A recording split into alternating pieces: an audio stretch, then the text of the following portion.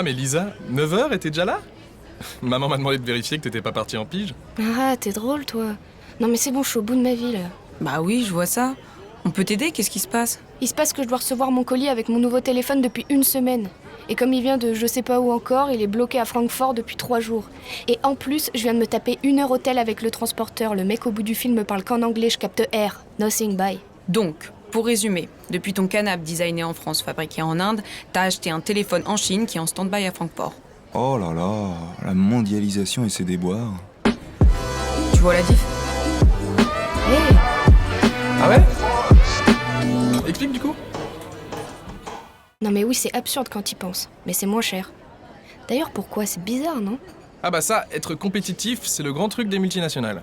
Face à la concurrence, ils sont obligés de tirer sur les coûts pour proposer un produit toujours moins cher. Bon, tu nous le montres, Lisa, ce fameux tel, du coup?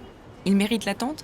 Alors... Commençons par le début. Une firme multinationale, c'est une grande entreprise qui contrôle plusieurs filiales implantées dans différents pays. Avant, l'organisation, la stratégie, la production et les ventes se faisaient à l'échelle nationale.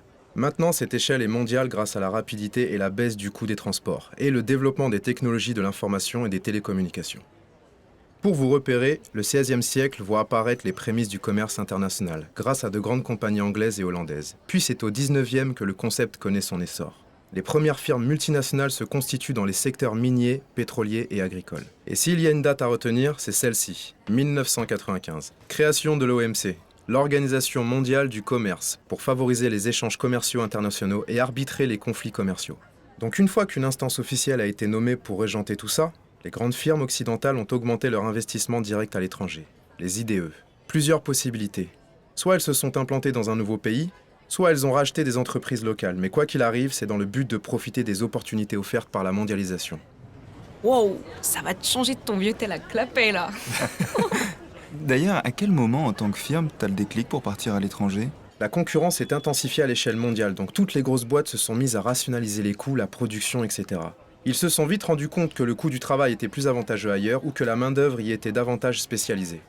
S'implanter dans un pays a résolu la question du transport.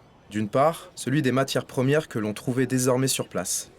D'autre part, celui du produit fini. Sa production pouvait avoir lieu à proximité des marchés de consommation, qu'on appelle aussi marchés porteurs. S'implanter à l'étranger permet en effet de se développer dans le pays dans lequel il y a des acheteurs potentiels. C'est plus facile d'observer les modes de vie, les goûts et les codes culturels des consommateurs quand tu vis et travailles dans le même pays. En fonction du taux de croissance du pays, de la taille du marché qu'il représente, des infrastructures à disposition, des facilités administratives et même des avantages fiscaux, l'entreprise décide de s'y installer ou non. Le meilleur exemple de pays qui a émergé, c'est la Chine. Mais les entreprises chinoises, brésiliennes ou indiennes gagnent aussi en productivité et concurrencent de plus en plus les entreprises occidentales. Le transfert de compétences et de technologies et la création d'emplois locaux ont favorisé l'insertion de ces pays dans le commerce mondial et leur développement économique. S'ouvrir au monde, ok. Mais à un moment, y a pas un souci? Bah, la délocalisation, je pense. Et oui, il y a une contrepartie évidemment. La mise en concurrence de pays qui n'avaient pas le même niveau de développement a contribué à la désindustrialisation et à la perte d'emplois dans les pays développés. Et aussi, la majorité des multinationales possèdent au moins une filiale dans un pays où la fiscalité est moins élevée, voire dans des paradis fiscaux pour éviter d'être imposés sur leurs bénéfices. Oui. Hello. Tu vois la diff?